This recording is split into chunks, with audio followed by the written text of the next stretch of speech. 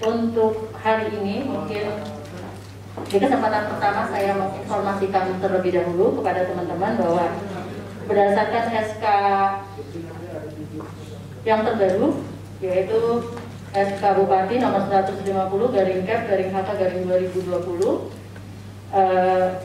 terkait dengan susunan personel gugus tugas, ada perubahan sedikit dari SK yang pertama. Untuk SK yang kedua ini yang menjadi juru bicara bukan hanya saya selaku Kepala Dinas Kesehatan Kabupaten ND, tetapi juga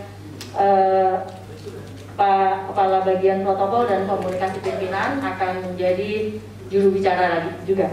Jadi juru bicara untuk terkait dengan COVID-19 untuk di Kabupaten ND ada 2 orang, yaitu saya dan Kabag Protokol dan Komunikasi Pimpinan. Kemudian yang kedua terkait dengan data, mohon izin mungkin kami masih menggunakan data per hari kemarin untuk tanggal hari Selasa tanggal 14 April 2020, karena untuk data hari ini kami masih melakukan penginputan. Nanti jam 15.00 kita akan lakukan rilis data seperti biasanya, sehingga saya tidak perlu membacakan karena kemarin saya sudah bagi terkait dengan data per tanggal 14 April. Mungkin ada yang ingin disampaikan oleh teman-teman media terkait dengan data yang kemarin. Saya silakan.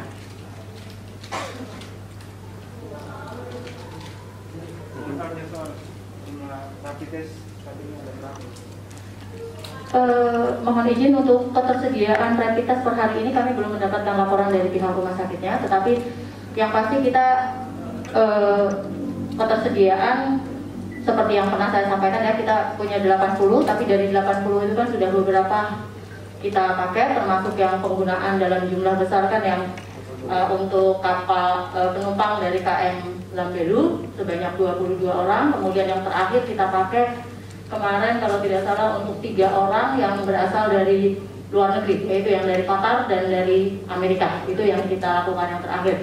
Sehingga mungkin kalaupun sekarang kita masih punya stok mungkin sudah sangat terbatas, yang pastinya kita akan prioritaskan untuk pengambilan rapid yang kedua. Pengambilan rapid yang kedua berarti yang untuk KM Lambelu dan yang terakhir kemarin yang 3 orang tersebut.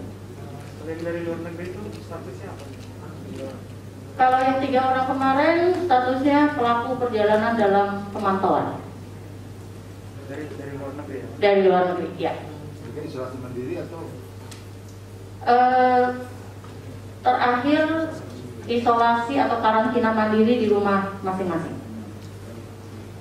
Yang masih menjalani karantina terpusat hanya OTG atau orang tanpa gejala yang berasal dari penumpang KM Lambelu. Dari 2 negara? Yang 3 orang terakhir ya, yang 3 orang terakhir kemarin 2 orang dari Qatar kalau tidak salah dan 1 orang dari Amerika. Mungkin terkait dengan adanya pasien yang dari 22 itu masuk rumah sakit, kira-kira kenapa masuk rumah sakit dan status dia seperti apa sekarang? Baik, seperti yang kita ketahui penumpang kapal Lambelu itu ada sebanyak 22 orang. Kemudian pada hari Rabu pihak pemerintah kabupaten ini melakukan penjemputan ke Maumere dan tiba di Stadion Marilonga di hari Rabu siang kalau tidak salah. Kemudian saat itu juga kami melakukan pengambilan rapid test untuk 22 orang tersebut. Kemudian dari hasil rapid test yang kami dapatkan ternyata 1 orang hasilnya adalah reaktif. Sehingga tapi saya harus mengingatkan kepada teman-teman, reaktif belum tentu positif.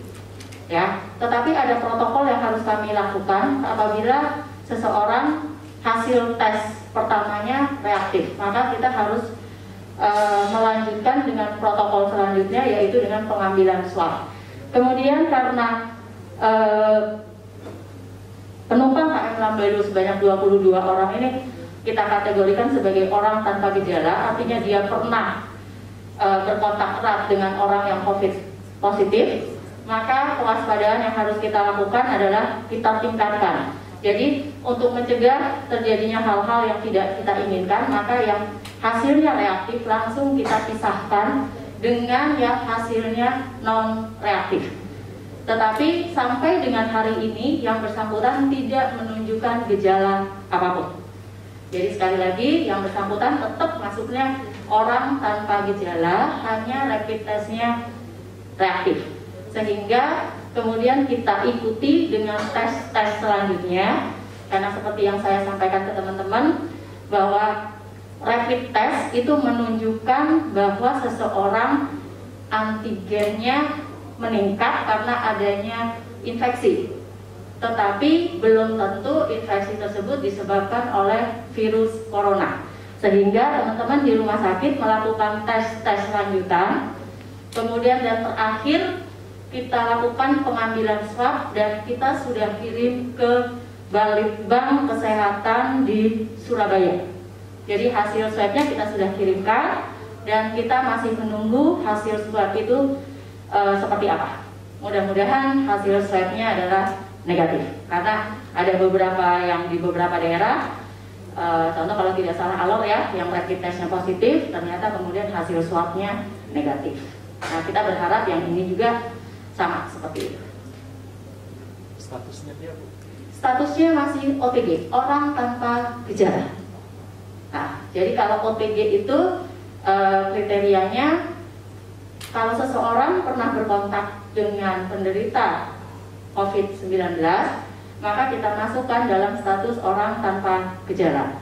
Kemudian orang tanpa gejala tadi kita terus lakukan pemantauan. Kalau tiba-tiba timbul gejala, misalnya batuk atau nyeri tenggorokan, maka kita masukkan ke orang dalam pemantauan. Tetapi ternyata kalau misalnya gejala yang timbul adalah demam, maka dia bukan lagi ODP, tetapi sudah pasien dalam pengawasan. Nah, khusus yang satu OTG ini sampai dengan hari ini sudah hari yang ke Rabu, berarti sudah hari ke-8 atau ke-9 ya, tetap tidak menunjukkan gejala apapun, sehingga kita tetap masukkan yang bersangkutan tetap di orang tanpa gejala. Mungkin dikonfirmasi lagi, yang bersangkutan sudah diambil swabnya dan sekarang sementara diisolasi di rumah sakit. Iya, diisolasi sebetulnya kalau secara protokol yang bersangkutan kita kalau protokol kesehatan ya seharusnya tetap bisa melakukan karantina mandiri di rumah. Tetapi karena kondisi kita yang mungkin masyarakat juga masih tingkat pengetahuan terkait dengan COVID-nya mungkin masih kurang, kemudian disiplin untuk melakukan karantina mandirinya juga masih kurang disiplin, sehingga kemudian kita dari gugus tugas waktu itu Pak Bupati selaku ketua gugus tugas mengambil keputusan lebih baik kita lakukan isolasi di rumah sakit untuk berjaga-jaga jangan sampai terjadi hal-hal yang tidak kita harapkan. Ini bukan karena gejala ya, tapi Bukan. dari hasil tes. Karena rapid testnya reaktif, Tetap belum ada gejala. belum menunjukkan gejala apapun. Barusan tadi sekitar jam 12.30 selesai pertemuan, saya masih konfirmasi dengan Direktur Rumah Sakit karena beliau sendiri juga sebagai dokter spesialis penyakit dalam yang langsung menangani OTG tersebut. Beliau menyampaikan bahwa sampai dengan siang ini yang bersangkutan tidak menunjukkan gejala apapun. Lalu terhadap ke 21 orang itu Ya. kapan dilakukan rapid test yang kedua? Tadi menurut konfirmasi dari Dr. Aries, kemungkinan kita akan melakukan pengambilan sekitar hari Jumat atau hari Sabtu, tapi kemungkinan besarnya mungkin ke hari Sabtu, seperti itu. Berarti rapid test yang pertama itu 21 tidak reaktif, satunya ya? Ya, jadi dari 22 penumpang kapal Nambelu itu, satu orang menunjukkan hasil yang reaktif, 21 orangnya menunjukkan hasil non reaktif. Tetapi mohon nanti disampaikan ke masyarakat, reaktif belum tentu positif. Apa reaktif itu sama dengan probable? Kalau probable nanti Pater pada saat setelah dilakukan pengambilan swab, baru kita bisa menentukan dia terkonfirmasi atau dia probable. Karena kalau pengambilan swab, kemudian kita lakukan pemeriksaan dengan menggunakan PCR, maka hasil pemeriksaannya betul-betul langsung mengidentifikasi kira-kira penyebab infeksinya disebabkan karena virus apa. Langsung di situ teridentifikasi bahwa penyebab infeksinya adalah virus corona. Tetapi kalau melalui rapid test hanya untuk mengidentifikasi bahwa orang tersebut terinfeksi, tetapi terinfeksinya oleh virus apa itu tidak bisa teridentifikasi, sehingga kita harus lanjutkan dengan pemeriksaan swab menggunakan PCR atau PCR.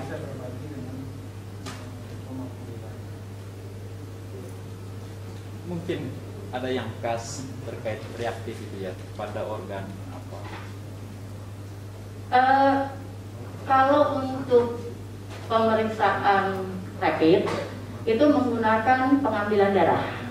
Kemudian darah tersebut kalau rapid test yang kita miliki nanti kemudian kita sentrifuge, artinya kita pisahkan, kemudian kita ambil nanti serumnya.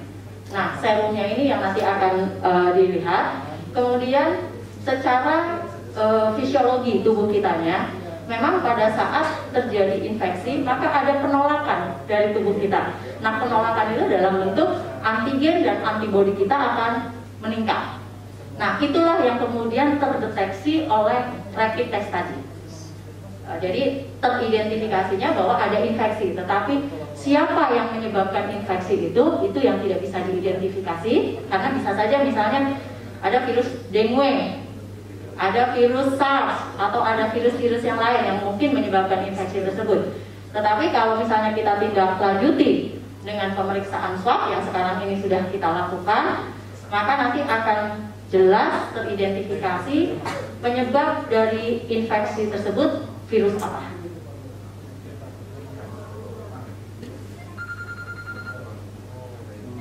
Tambah satu lagi. Ya. Dengan adanya kasus positif di NTT ya, kita tahu mungkin ada sesuatu yang berubah dari mekanisme gugus tugas di sini soal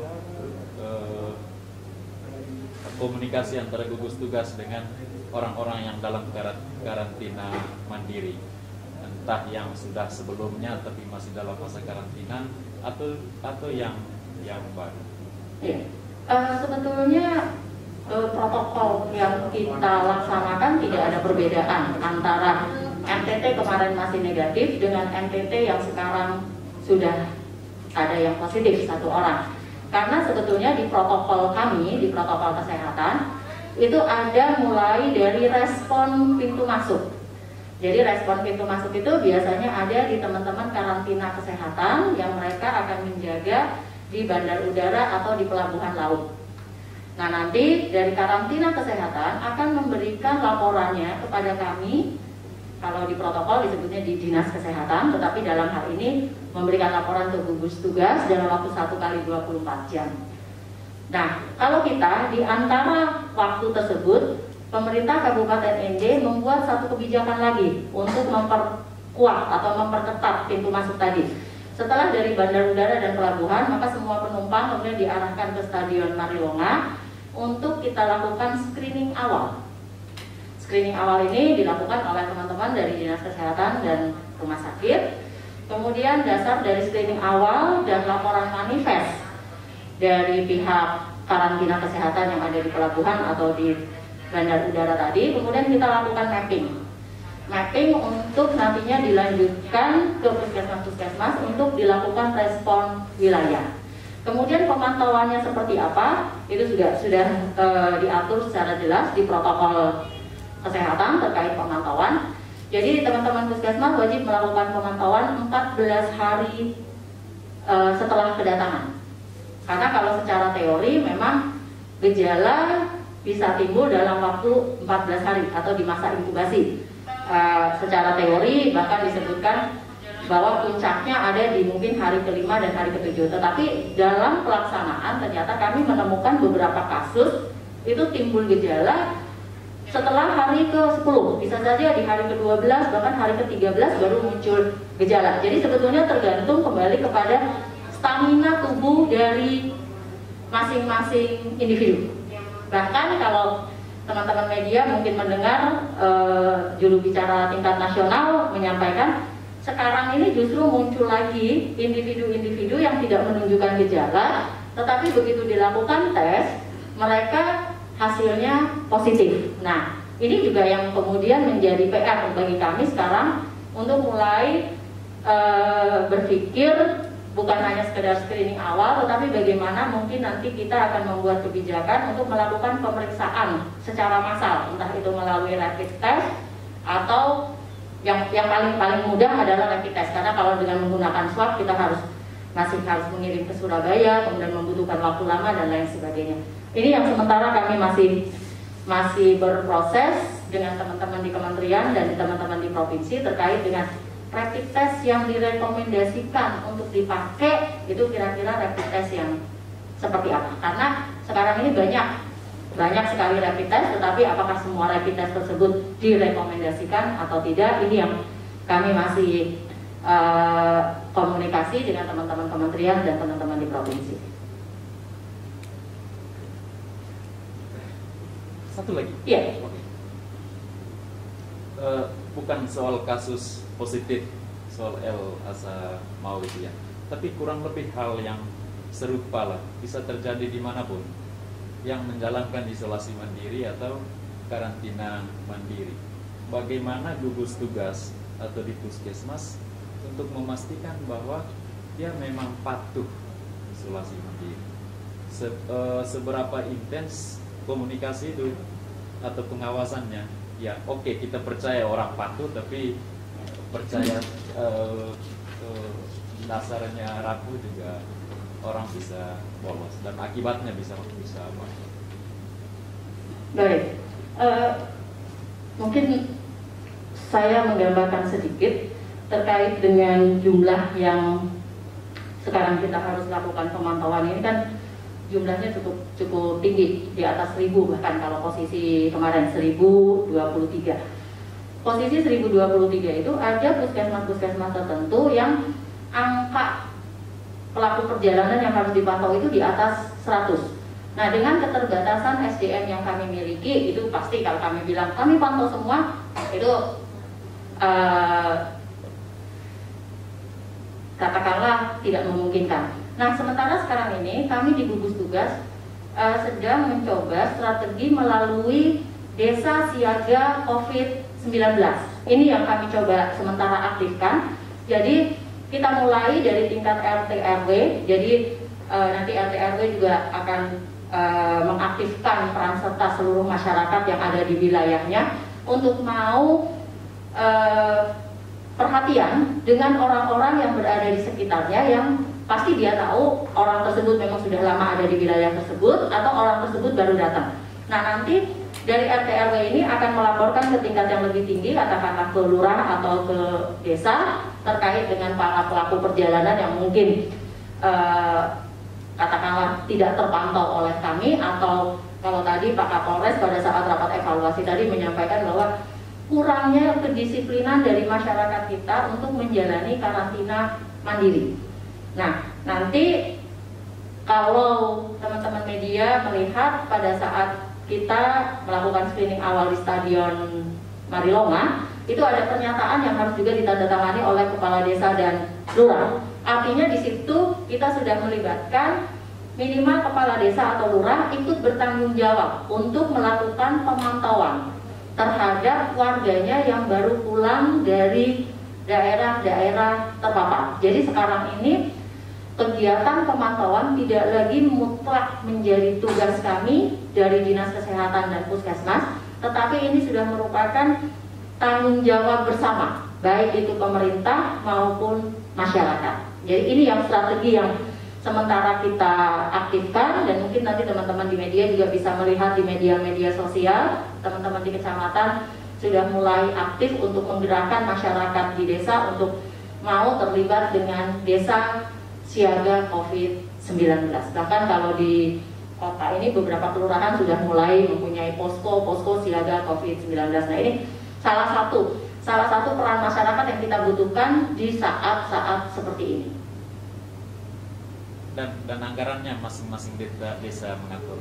Kalau anggaran, kalau kita mengikuti peraturan Menteri Desa, karena seperti yang tadi disampaikan oleh Pak Sekda bahwa untuk gugus tugas itu memang tidak ada anggaran, tetapi anggaran ada di masing-masing OPD, termasuk dengan desa, karena berdasarkan peraturan Menteri Desa itu dana desa juga diperbolehkan untuk membiayai kegiatan-kegiatan dalam rangka penanganan COVID-19 ini. Oke, masih ada yang lain teman-teman media? Pas? Baik, kalau pas, terima kasih dan mohon dukungannya untuk menyampaikan ke masyarakat untuk tidak panik. Walaupun sekarang ada yang reaktif, tapi bukan berarti akan positif. Dan mohon dukungan serta doanya, mudah-mudahan swab yang kita kirim hasilnya nanti sesuai dengan harapan kita, yaitu negatif. Terima kasih dan selamat siang.